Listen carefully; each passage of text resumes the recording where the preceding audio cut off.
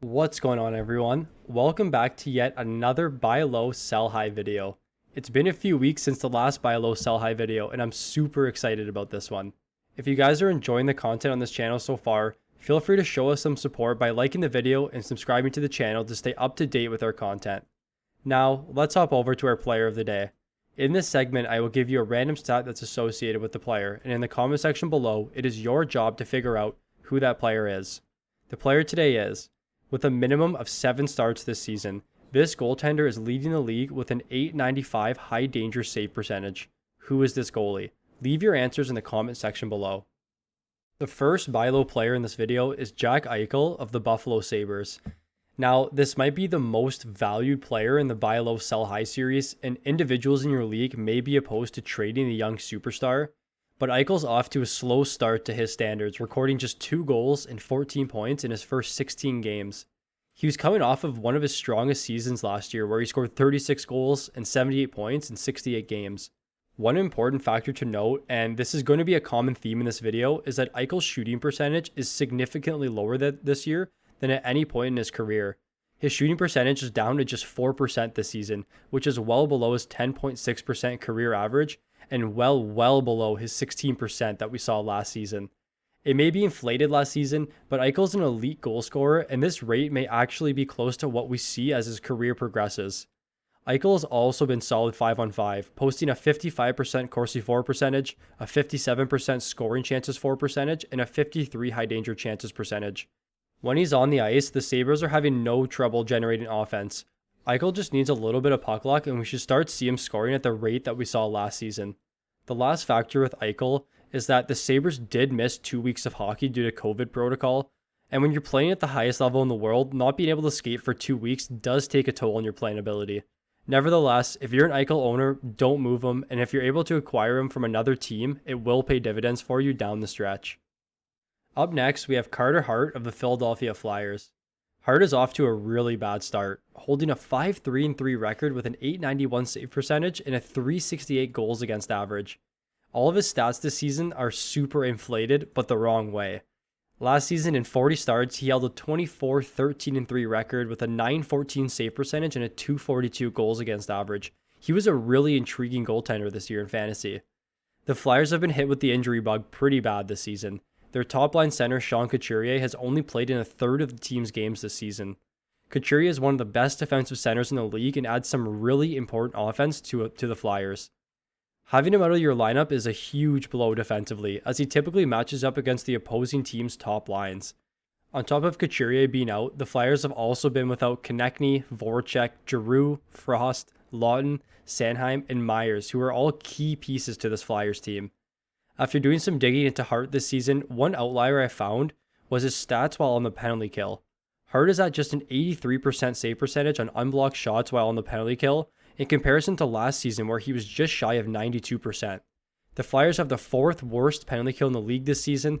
They were in the middle of the league last year at 82%, and this significant drop may be because they're without their top penalty killers like Sean Couturier, Travis Sanheim, and Scott Lawton, who at some point in the season have missed time.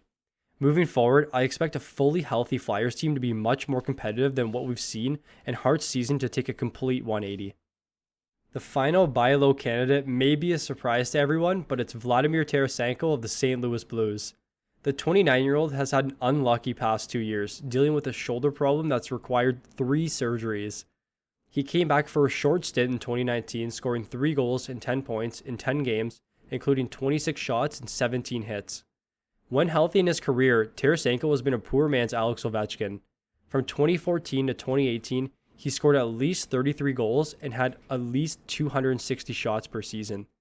Adding to that, Tarasenko has had 2 seasons with 80-plus hits. His timetable to return at this point is uncertain, but he is skating with the team.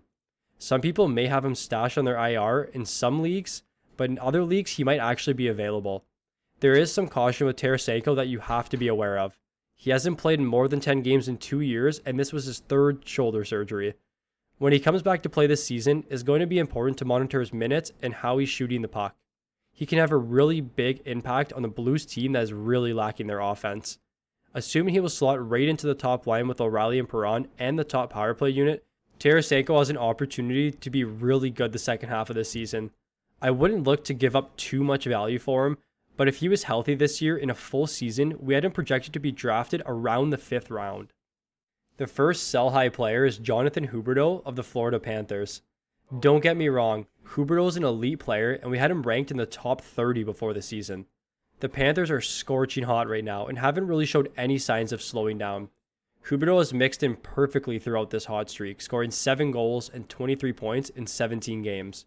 On the downside, Huberdeau's shooting percentage is super inflated, up at 28% right now, which is more than double his career average.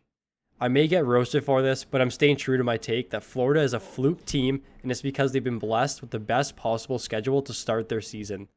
In their 17 games so far this season, they faced Detroit 6 times, who was far and away the worst team last season.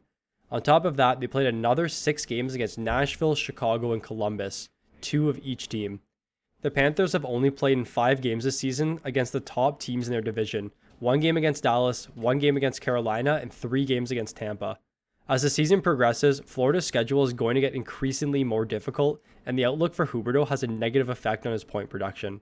The 27-year-old has put together an outstanding career and has been close or over a point per game in each of his last 3 seasons.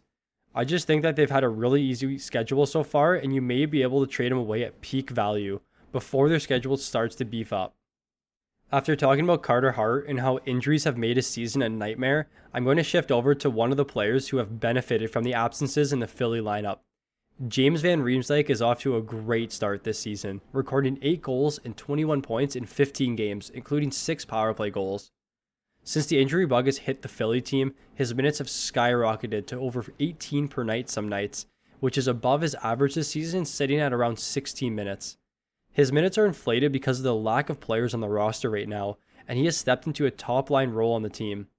JVR's shot rate is exactly what we saw last season, and it doesn't point to him breaking out at all this season.